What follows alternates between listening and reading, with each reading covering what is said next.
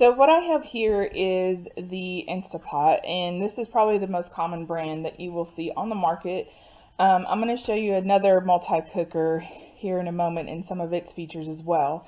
But on top of here, of course, is the pressure cooker lid here. And if you see, here is the steam release valve. Okay, so this is where steam is going to come out. This right here, this silver one, is kind of like a lid lock. So once this is up, it locks the lid in place so that you're not able to get it off without the pressure inside being released. And of course, this is the pressure release valve, okay? So this is what you would press to do that quick release, or you might see as a QR on a specific recipe. This would be the button to push to help release that steam quickly as well.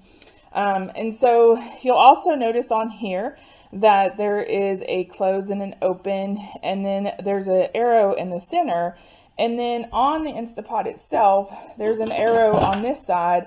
You would line it up with that and then actually lock it into place. Okay, so inside the Instapot we have a stainless steel bowl here. Okay, and so this bowl here, or this pot here, you want to make sure that this is actually inside the pot itself. Okay, so you don't want to put food directly in here because you're going to mess up the heating element. And there is, for the pressure cooker part of it, there is a heating element on the bottom of this multi-cooker. You'll also see in the pot itself, there are where it says this is the max to be full is, 2/3 and then half full. It gives you those markings to make sure that you don't overfill the inside stainless steel pot as well. So we also have a rack here. It's a multi-use rack. Some people will put, like, if they're cooking like a whole chicken in there, or a whole duck or whatever it might be, they'll put this inside the pot. They'll put that bird, that chicken in there, that whole chicken in there, cook it. And so you're better able, of course you would use hot pads to lift it out and then place it on a platter or something like that that you plan on using it for. So the other things, and I'll show that one here, what this is for here in the air fryer video. But on the multi-cooker itself, in this specific one, you will see the different functions that it has. Okay, so over here on this side is the temperature. Over here on this side is the time. So if you want to increase it, decrease it, you're able to do it there. There is the pressure cooker setting. There is a saute setting as well. A slow cooker or slow cook. So if crock pot is what most people refer it to, but it's a slow cooker. If you want to steam something, so if you want to steam some fresh vegetables or fish, you can use that. And then there is the sous vide function as well for this. Okay. And then if you'll notice down here, there is a circle with a little fan on top of it, and what that indicates is this is actually the air fryer functions. Okay, and so you have where you can air fry, you can roast, you can bake, you can broil, you can dehydrate. There's also a delay start button here, but you want to make sure that you don't delay start for more after more than 2 hours, because you do get in that danger zone. So you want to make sure that you do that within 2 hours of actually placing the food into the pot. There's a cancel button. There is the start button here as well, and then a keep warm button for the Instapot. Okay, so when I start showing you the taco bowl that we're going to be making in the Instapot today, you'll be able to see some of these functions that we use for the pressure cooker portion of it as well. Alright, so this particular multi-cooker actually doesn't have the function for the air fryer, so this is just what a traditional multi-cooker would look like as well. And so you do have the pressure cooker lid. This one is a little bit different, as you can see here. It has a circle and a dot within that, and then it also has where it looks like there's steam coming out. So this actually has to be lined up with this arrow, and that lets you know that it's locked into place.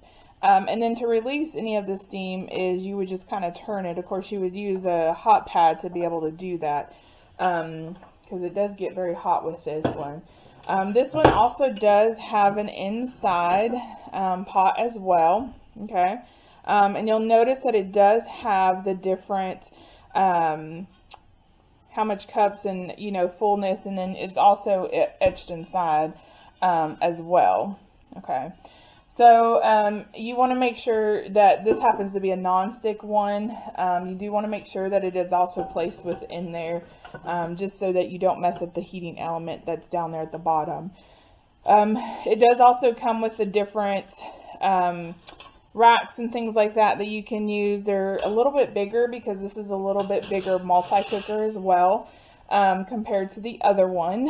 But some of the functions that are on here, there's delay timer. We want to not even pay attention to this because there is, like we said in the part 1, there is really no third-party testing for canning or preserving, so we don't really want to use that function on this. But all the other ones we can use. So this particular one, you can just click the button as it says soup and stew. It has a slow cooker option. It has where you can cook rice or risotto, where you can cook beans or lentils, fish, vegetables, or if you want to steam, chicken or meat is an option as well. And then on particular this one, it has a time adjustment, and then keep warm or cancel is the same button.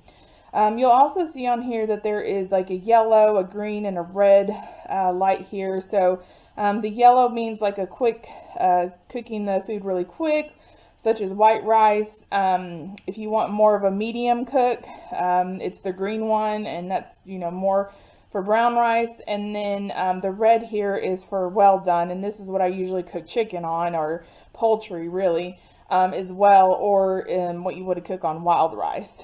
And then there's the cook timer selector here as well for that. So there's a little bit different functions on this compared to the other multi-cooker as well.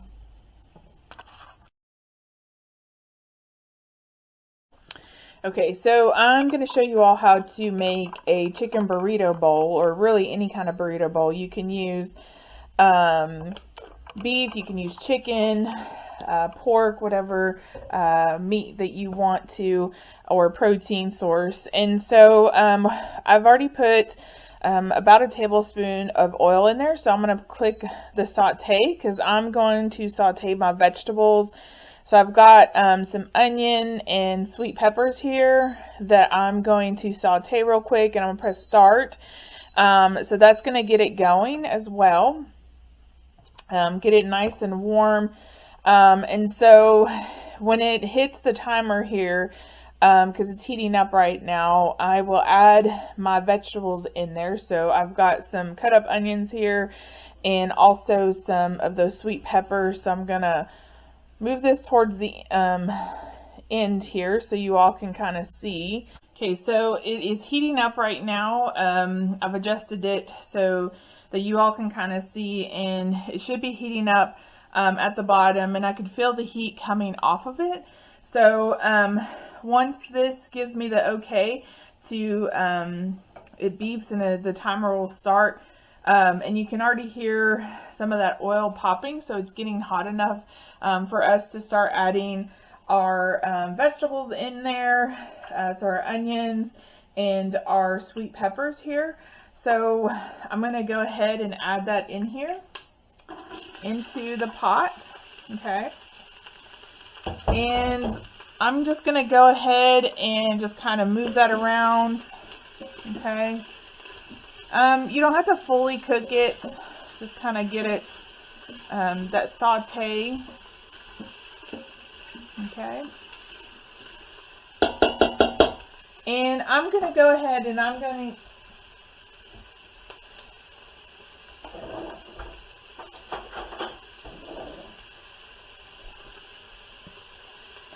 So as that's cooking, I'm going to go ahead and I'm going to add in some garlic here. So I'm adding about a tablespoon of minced garlic. We're going to mix that up really good in here. Okay.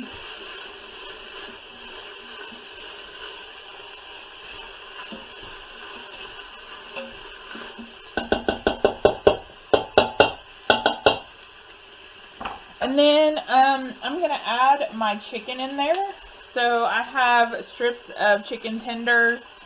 You can cut this up if you want it in smaller pieces, or you can actually cook it this way, and then whenever you can shred it with, whenever it's fully cooked, you can shred it with a hand mixer. Okay. And then I'm going to go ahead and I mixed up some taco seasoning here. So I'm going to add that in there. It's got some chili powder, some cumin, some cayenne pepper, and then also some garlic as well. I am going to add in a can of black beans, which I drained off most of the liquid off of there. You can keep the liquid and use that. It's perfectly fine.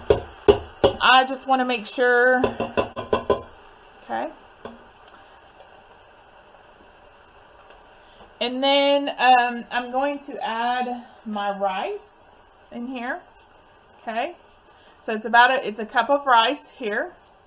And then I am going to add some salsa. So you need about 1 to 1.5 cups of salsa. So I'm going to pour that in there as well. And then you need about 2 cups of low sodium chicken broth or chicken stock. So I'm going to go ahead and pour that in here as well. And the good thing about these multi-cookers is, you know, you can put everything in one pot and it's good to go. And I'm going to go ahead and mix this up really well. You can see it's very, very colorful pot here. Get that all mixed up really good in there. Okay. Alright, and you want to make sure that all the food is covered in the liquid, just so that it's cooked all the way properly. Alright, so we are ready to start pressure cooking. So I'm going to press the pressure cooker function here. And as you can tell, it doesn't do anything. And the reason being is because the lid is not on there. And the lid has to be on there for it to work properly. So we're lining up our arrows like we showed earlier. And we're going to lock it into place here, okay? We also want to make sure that this valve back here, the one in the very back, the one that says press, is actually up so that it builds pressure. So at this time, we're able to press the pressure cook here. Okay, you may have to press cancel to kind of reset it to be able to press pressure cook.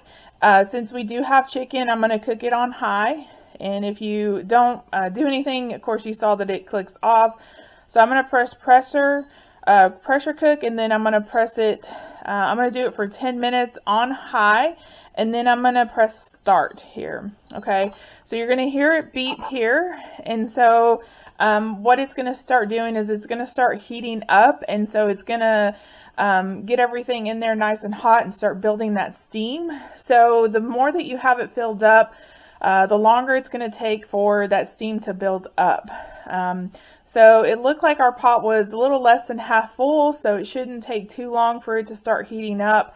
And it also depends on the temperature of the food that you started off with. So if you put a frozen piece of food in there, it's going to take a little bit longer for it to reach that pressure to build up that steam that needs to help build that pressure. So we're going to let it do its thing, and then I'll come back and I'll show you whenever it actually kicks on what it's going to look like, what this display here is going to look like once it clicks on. Alright, so it's building steam here, and you can kind of hear it, and it's about to I don't know if you can really see the steam coming out there very well, but you can hear it, and that's going to be normal for it to come out from those valves, okay? So that is building the steam in as well. And you want to make sure, especially when using the multi-cookers, putting some kind of cutting board in between your counter and the multi-cooker itself. It's an extra layer of protection for your countertops. And so you also want to make sure that you can want to try to get the multi-cooker as far away from your cabinets as much as possible. Just so, especially if they're painted, so that it doesn't warp that. And so it's got most of the pressure in there, and then it will soon kick on here and start the countdown for the cooking process of the food inside. Now the multi-cooker has started its countdown for cooking, so it's going to take about 10 minutes for it to cook our chicken burrito bowl items, and we're also going to let it do a natural release for 10 minutes. So what that means is just leaving the top valves alone for 10 minutes after it's finished its countdown, and then we will do a quick release. So I'll be back whenever we have hit that 10-minute mark, and I'll show you what I mean about the quick release and the natural release. So our Instapot is done, and you'll see that it has, this is what the display will look like, and then it also has where it says keep warm. So this is to let us count up. So we need to let it count up for 10 minutes so that it does its natural release of that pressure inside. So we'll be back in about 10 minutes to show you all how to do the quick release pressure. Now it's finished its count up for that 10 minutes. So we're going to come over here to this release button, and we are going to press it to release any extra steam that's in there. And so it's going to release any extra steam in there, and once that's done, we'll go ahead and we'll open it up.